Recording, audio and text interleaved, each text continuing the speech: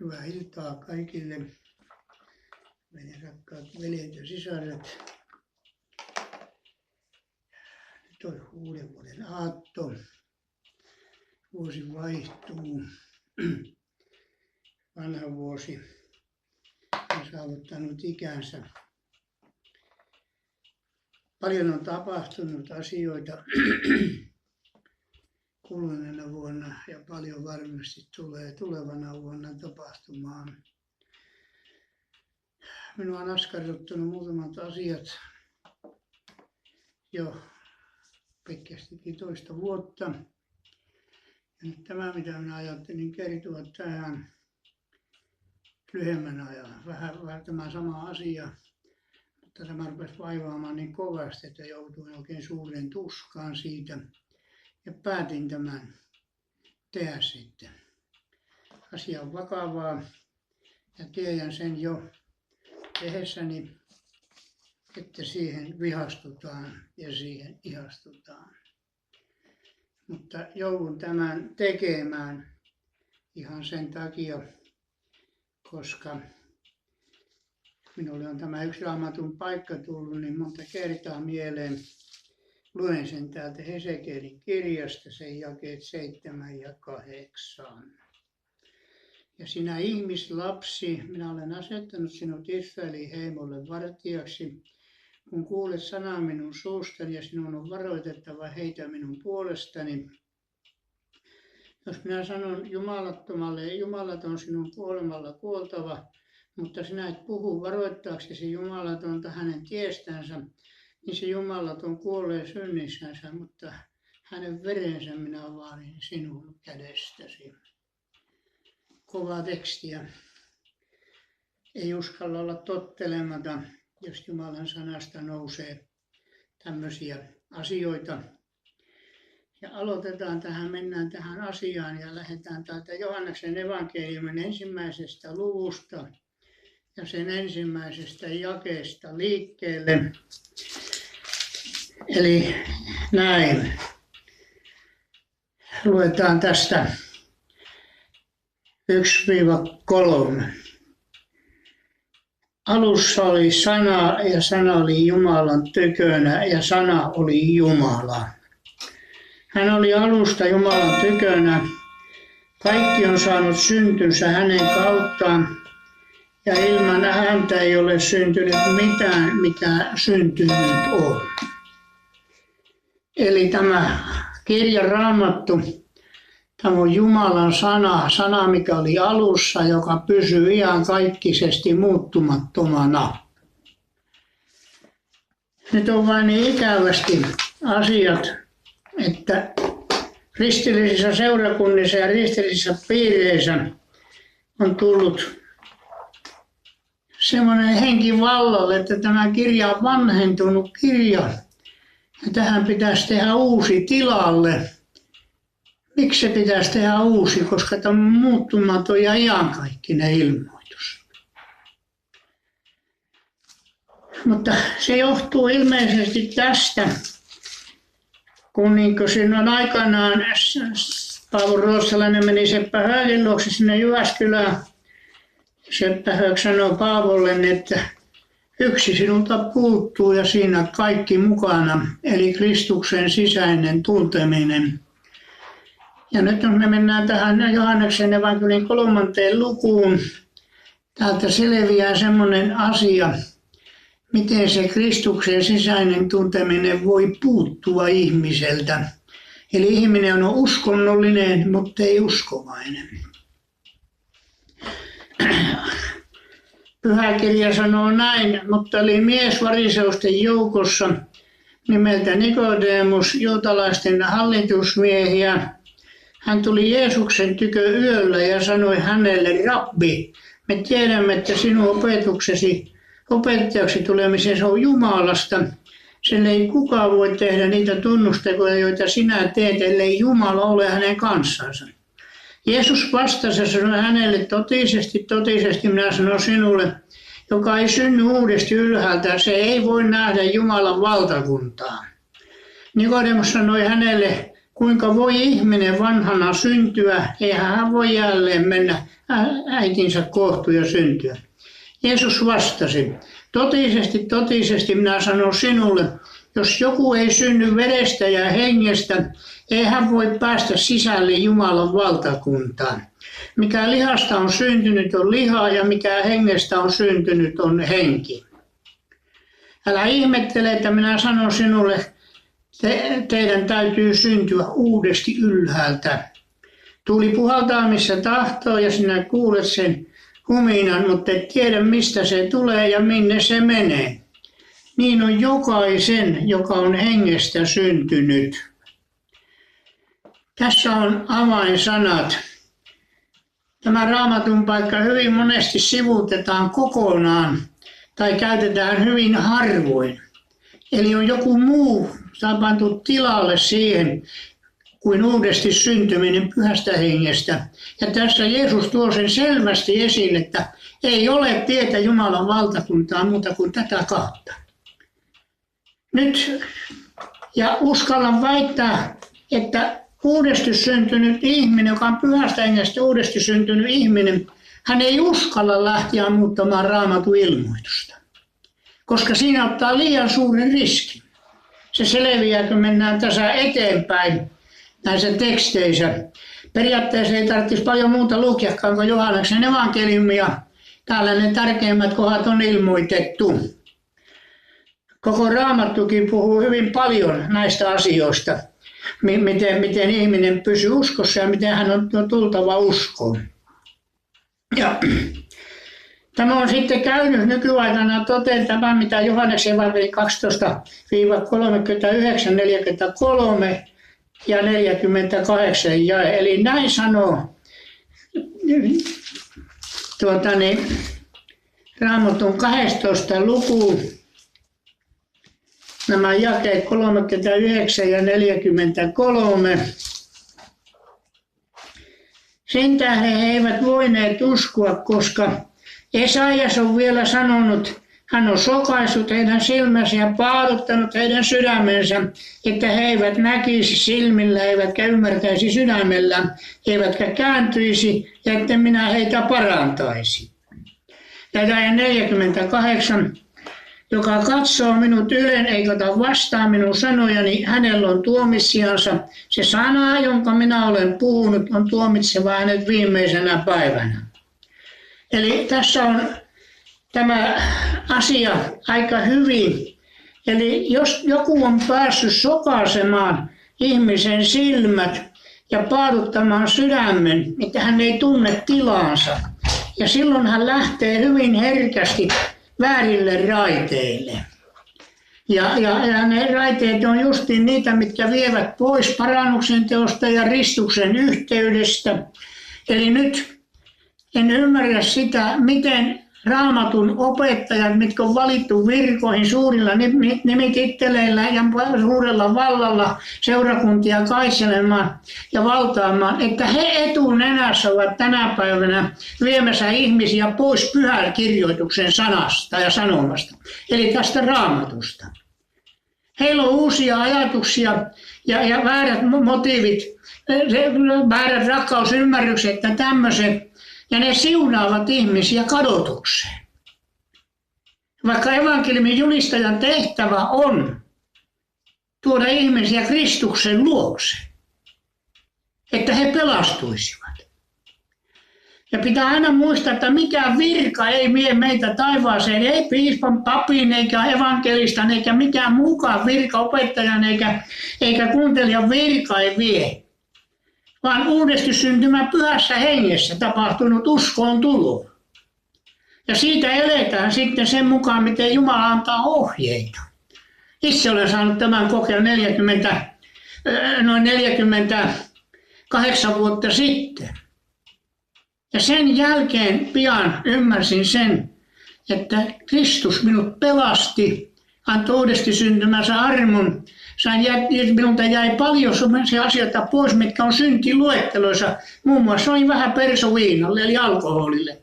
Ja Raamattu sanoo, että juomarit eivät peri taivasten valtakuntaa. Ei siihen voi sanoa, että minusta tuntuu tai minä näytän tai kuulen. Se on Jumalan sana ja piste. Ja näin on kaikki nämä syntiluettelot kumminkin on Raamatussa ja niiden kohdalla meidän tulee olla hyvin tarkkana. Se mikä on syntiluetteloihin kirjattu, niin se on synti. Sitten on paljon muita heikkouksia ja syntejä, mutta näissä asioissa meidän tulee olla erittäin tarkkana. Mutta nyt on käynyt niin hurjasti Suomessakin, että muutetaan Raamatun sanomaa. Rakkauksen saatana on valjastanut rakkaussanan käyttöönsä, että rakkaus ei ole syntiä. Ja se rakkaus, mistä on kysymys näissä asioissa, ei ole Jumalasta. Se ei ole Kristuksen rakkautta, se on jotakin aivan muuta. Koska Kristus rakastaa syntistä ihmistä, mutta vihaa syntiä. Ja ihminen niin kauan kuin ihminen ei usko Jumalan poikaan ja eikä käänny Jumalan puoleen, hän pysyy Jumalan vihan alla, sanooko mä samanen Johanneksen evankeliumi. Ne löytyy täältä.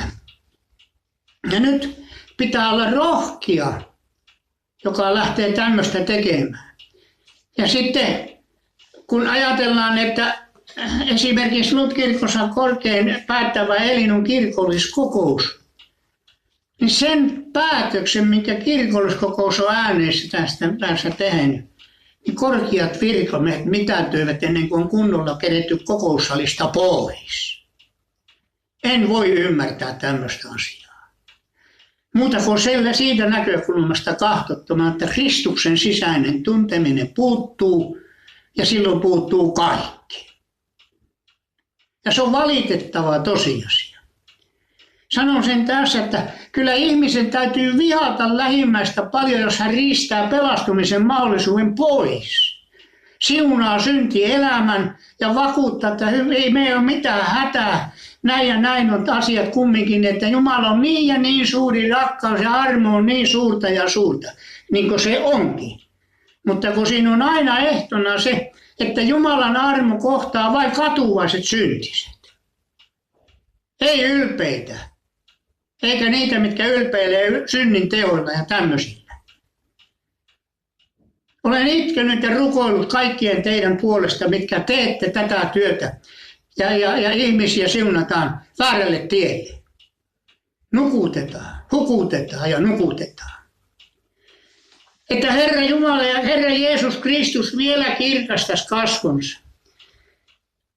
Koska kaikki se, mikä on syntiluettelossa lueteltu, jos ihminen kohtaa semmoisen ongelman elämässään ja huomaa sen ja Pyhä Henki ilmoittaa, että tämä on väärin. Jos hän menee sen vaivansa ja ongelmansa kanssa Kristuksen ristin luokse, sanoo Jeesukselle avoimesti, minulla on tämä heikkous. Minä en halua kadotukseen. Minä haluan sinun turvata ja sinun luoksesi tulla. Siinä kohti Jeesus laskee aina ihmisen, syntisen ihmisen, on se mies tai nainen, ja sanoo nämä sanat, tyttäreni, poikani, ole turvallisella mielellä, sillä sinun syntisi annetaan sinulle anteeksi. Ja tässä tapauksessa monta kertaa saattaa tapahtua se uudesti syntymä ja ihminen ei huomaa yhtä äkkiä. Minähän vapaudun monesta asiasta. Kiitos Jeesukselle. Hänen verensä puhdistaa. Synninkö synnin? Joka synti on lunastettu. Jeesus kärsi ja vei ristille kaiken. Mutta se lunastus täytyy meille kelevata. Ja siihen rinnalle ei saa tuoda mitään. Ei yhtään mitään. Eli Galattalaiskirjeessä apostoli Paavali, Jumalan palvelija, sanoo siinä Galattalaiskirjeen 1. luvussa tällä tapaa.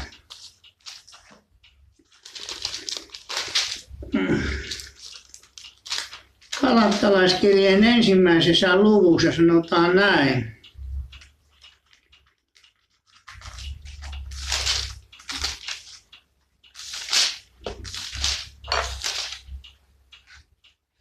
Tästä nyt löytyisi äkkiä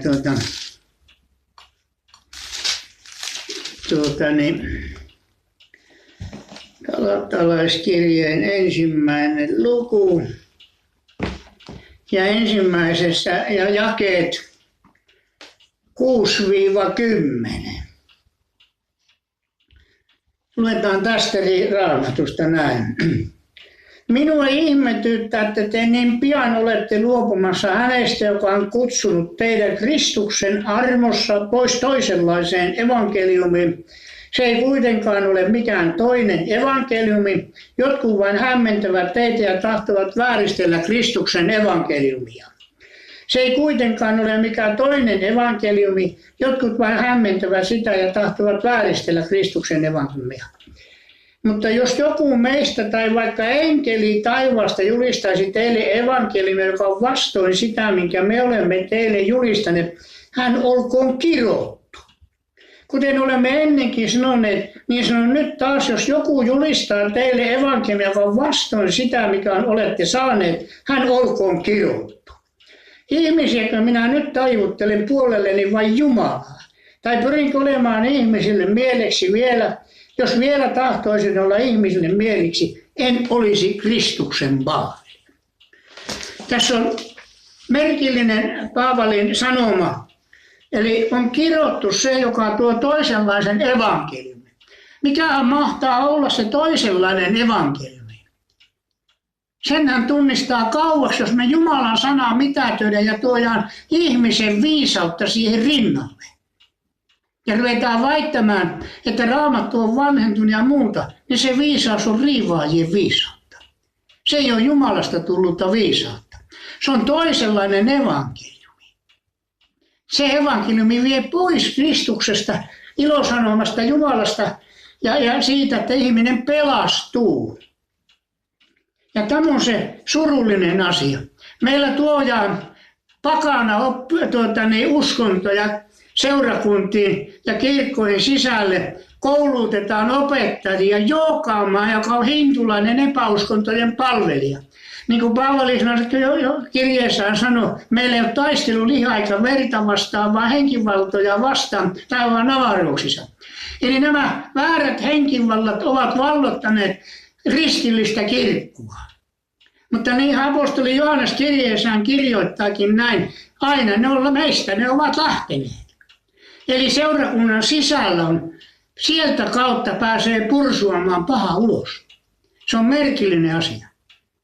Mutta niinhän se pääsi saatana paratiisiinkin. Ja sanoi Eevalle ja Adamille, että onko todella. Me elämme tänä päivänä aikaa, missä justiin tämä kysymys, onko todella Jumala näin sanonut. Ja jos me pitkälle ruvetaan sitä miettimään, niin siinä voi käydä pian sillä lailla, että tulee epäilys, niin kuin Eevalle ja Aadamille tuli. Eihän tässä pahasti voi käydä, kun tuosta vain nappaa, kun on niin kaunis puu ja hyvä hedelmä. Mitä tapahtui, kun he ottivat siitä? He huomasivat olevat alasti. Rakas kuulijani, sinä ja minä ja kaikki me muutkin. Me ollaan tämän pyhän Jumalan edessä aivan alasti. Me ei pysty millään peittämään eikä suojaamaan mitään asiaa, kun hän tuntee ajatuksetkin. Hyvä asia, mutta joskus vähän hirvittää, kun tuo pääkoppaan tuomaan, että siellä pyörii mitä vain. Mutta eletään erittäin vaarallisia aikoja. Nyt voin vielä tässä lopuksi sanoa, että näihin meidän pitäisi tarttua. Ja rakkaat veljet ja sisaret, jotka olette saaneet uudesti syntyä pyhästä hengestä, te kaikki evankelistat ja saarnamiehet on seurannut aika paljon askarrellaan maailmanlopun tapahtumissa. Sekin tulee varmasti ajallaan, kun se on Raamattuun kirjoitettu. Minulle on tärkeintä tietää yli 80-vuotiaalle ihmiselle, että minun maailmani voi loppua tänään tähän tehtävään. Ja silloin minun pitää olla valmis tästä lähtemään. Silloin minulla pitää olla Kristus sydämellä. Silloin kun silmä sulkeutuu ja elämä loppuu, päätökset on tehty. Me ei tehdä enää kukaan sen jälkeen minkäänlaista valintoja. Sitten ollaan viimeisellä tuomiolla.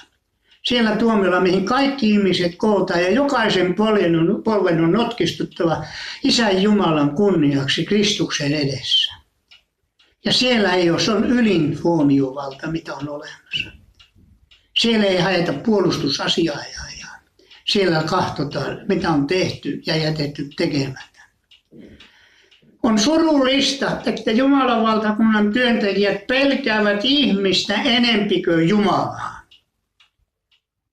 Rakastavat ihmiskunniaa enemmän kuin Jumalan kunniaa.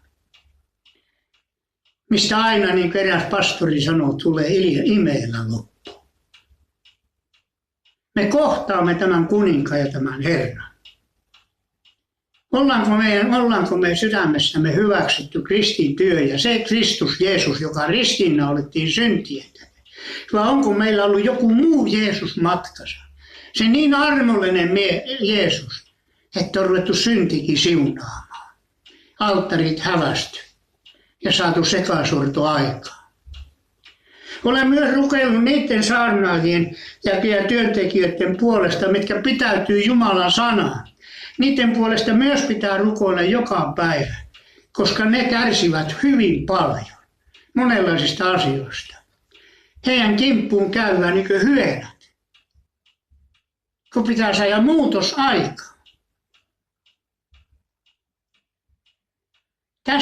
Rukoilen tässä hetkessä, että Herra Jeesus Kristus, pelasta tästä kaikesta pahasta Jeesus sinun. Ja anna ihmisten oppia ymmärtää, sinun ristin kuolema ja uudesti syntymä pyhässä hengessä on portti sinun taivaaseesi. Herra, on niin tuskallista nähdä, kun ihmisiä opetetaan harhaan. Kun me ei voi siellä Tuonelan porteilla enää sanoa, että minua neuvottiin väärin. Kun sokeaa taluttaa, molemmat lankiaa kuoppaa. Herra, tässä ajassa me joudutaan valintamme tehdä, millä puolella me olemme. Kiitos Jeesus, että sinä teet vielä työtäsi. Vielä ei ole yö tullut, mutta sekin tulee, niin kuin Pyhä Sana sanoo, tulee yö eikä voi kukaan työtä tehdä. Mutta nyt vielä on pelastuksen päivä. Herra, tämän vuoden viimeisenä päivänäkin on vielä pelastuksen päivä. Kaikille niille, jotka haluavat katua syntielämäänsä ja kääntyä Jeesuksen puoleen. Kaikille niille katuville ihmisille, rakas Jeesus, sinä julistat, kaikki sinun syntisi ovat anteeksi annetut. Mene Herrasi iloon, mene Herran rauhaan. Kiitos Jeesus, että vielä voidaan tässäkin ajassa tehdä työtä ja saada ihmisiä pelastettua. Mutta Herra, sammuta kaikki ne väärät liedit. Herra, ota ne pois sinun pöydistäsi. Herra, ettei siellä tarjoilla katkeria yrttejä, mitkä maistuu joskus sitten pahalle, kun huomataan, missä mennään. Herra, pelastusteko on se, että ihminen tulee sinun luoksesi. Nöyränä syntisenä. Sanoo, tässä minä olen. Puhdista sinä minut. Minusta ei siihen ole.